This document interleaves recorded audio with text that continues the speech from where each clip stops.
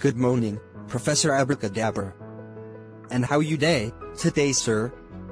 I hope you day very fine. Oh yes. Morning, Femi. I day very fine and very bomb, nothing do me at all. How about you, and your people? I hope say you na day cope very well with this coronavirus pandemic shot. Yes, Professor, we day try our best to day cope. That's okay. Life must go on. For sure. That, no, true talk. My professor. So, Femi, how can I help you today? Well, Professor, I have a few questions about the happenings in this ongoing global pandemic period. No problems. Feel free to ask any questions as we go along to the park. Let's use the elevator. Come on. Let's get going right away. You can start with your question right here. It will take time to get to the ground floor. Alright, Professor, I think I like this elevator. And here's my first question. Most Nigerians don't believe that there's COVID-19. What's your view on that? Well, in the days of Noah, people refused to believe that the flood was coming despite Noah's warnings. Consequently, the flood came and wiped them all out. Are you saying that Nigerians are like the people of Noah's days? In Noah's days, there was no sign that any flood was coming. But today, coronavirus is already here and have killed hundreds of thousands all over the world. Yet, Nigerians are still very skeptical about it.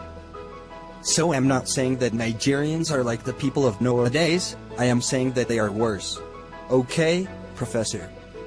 What about our governors? What about them? I mean their method of fighting coronavirus in Nigeria. Oh. That. Well, they are fighting like politicians would. They don't consult or listen to experts. They are using political tools to fight scientific and medical war. Some may seem sincere, but eventually, they are only peacemakers with boxing tendencies. In fact, apart from Kaduna and Lagos states, most other states are just looking for how to collect funds from the federal government in the name of fighting COVID-19 pandemic. Professor, are you saying that it's only Lagos and Kaduna states that are sincere about this fight against coronavirus? Absolutely. Especially for now. How about Kano State, sir? Well. Kano State Governor wanted attention of the federal government, just the way it was given to Lagos State, and now he has it. Why do you say so, sir? It is very obvious. The governor had the time to take COVID-19 spread preventive measures, but he intentionally opened his doors extremely wide. But why would he do that, sir? Apparently, he is in competition with Lagos State. So, he wanted coronavirus to come in, so that the federal government will send him billions of naira to fight it. Just the same way they gave Lagos State. Or how would you explain his refusal to lock down the state when others are doing so, even in a hypocritical manner? Wow. Your answers are very incisive. Now I should move to my next question. Please do after we reach the park. Oh yeah. Let's get off the elevator now. Femi. Feel free to sit with me. Thank you, Professor, but I'm more comfortable standing. All right. As you wish. You can proceed with your next question, my friend. What would you say about the activities of the security operatives in Nigeria since the lockdown? Well, at a point, the Nigerian military and police killed more Nigerians than the coronavirus. Many Nigerians have been injured and even got disabled by the security operatives. It is indeed very pathetic to see all that happen. But why do our security forces behave the way they do? I call it inferiority complexes and lack of civilization. But they are trained.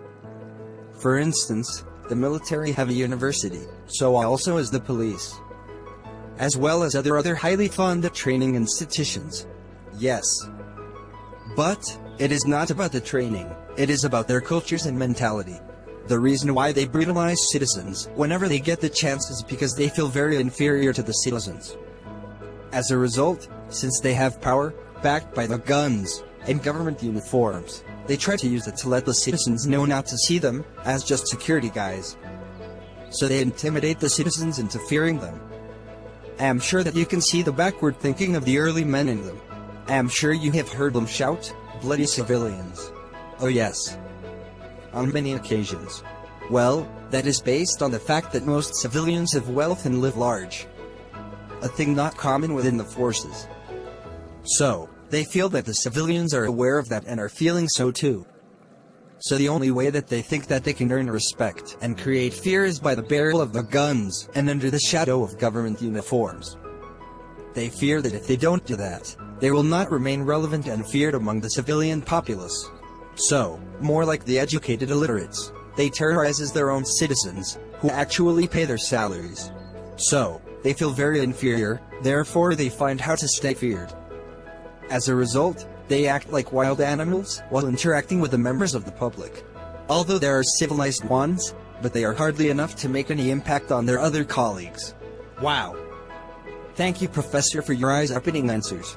You are welcome, Femi. Let's head to the cafe now. Okay, my professor.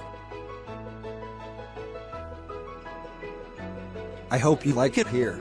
Very well, sir. That's good. If you still have questions, go ahead while we drink. All right, sir. The president is trying to ease the lockdown. What do you think about that? Anyway, that must have been a tough decision for Mr. President, but I doubt if that is the right thing to do for now. Okay, but why do you think so? The lockdown commenced when we were having new cases increasing by less than tens. So, it is illogical to ease the lockdown when new cases are in hundreds. More so, at the beginning of lockdown, affected states are less than 5, but now, more than 30 states are affected. So, why ease the lockdown now? However, the economic standpoint may have influenced his decision of easing the lockdown.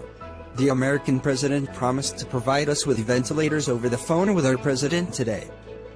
What do you make of that, sir? We cannot put hope on President Donald Trump. He is going to wake up tomorrow and say, "Folks, I didn't say that." How can I make such promise when we, ourselves, are out of ventilators here in America? Folks, it doesn't make sense. That's not what I said. You know that the Nigerian president is very old. Probably he did not hear me clearly due to old age. He has hearing problem. That's why he went to UK last time for medical care. You all know that. He spent months receiving treatment since he refused to build his own health system back home. How can I say that? Folks, America first. But he cannot possibly deny what he said over the phone. He knows that it wasn't only the president that was listening. He has repeatedly denied the things he said openly to the whole world, or twist it, how much less, what he said in a private conversation or to a handful of people. You know what? Let's go to the restaurant and take some food before we call it a day. And if you still have more questions, you will ask it there. Okay, my professor. You may continue with your questions while we wait for the waiter. All right, sir. Still on President Trump. What do you make of his presidency so far? Well, he is a good businessman. And you could see how that was good for the American economy before this pandemic. And he deserves the credit. But, outside that, he is just a reality TV show star in the White House. Sadly for him, coronavirus has come to erode his economic achievements. Talking about coronavirus, how do you see his handling of the ongoing pandemic in America? Trump is not handling the pandemic. The various state governors are. He is an observer and an economy-opening motivational speaker. He only knows how to talk and draw attention to himself. Is opening the country not the right thing to do? Firstly, such decision can only be taken based on the medical and expert advice of the first responders, the health professionals. Secondly, we listen to science, not business or sentimental reasons. Professor, do you think that for President Trump, it is all about business? Absolutely. He is a businessman, and for him, it is always about his business. I tell you that he cannot do things that does not benefit him directly or indirectly. His business is suffering right now. So opening the country is particularly about his business bouncing back. So it is not out of genuine concern for American economy. Rather, it is about his personal interest. It is only President Trump that can see coronavirus deaths of over 50,000 and counting, and confirmed cases of over 1 million, as an achievement. He tells you that it could have been worse, and that they have tested more than others. But he forgets to remember that America is leading in both number of deaths and confirmed cases. He will still not remember that America came from behind to top the world charts in number of deaths and confirmed cases under his leadership. He also talks about the deaths, as if almost over 60,000 dead Americans within just 2 months is nothing. And as if those lives are insignificant. Anyway, nothing mattered to him except his business. My professor, thank you very much for your responses. It has been a great outing with you. And I must confess, I enjoyed my day to the fullness. Thank you once again. You are welcome, Femi. I am very glad you enjoyed yourself. It's my pleasure. Let's eat our food now and go home. Please call the waiter.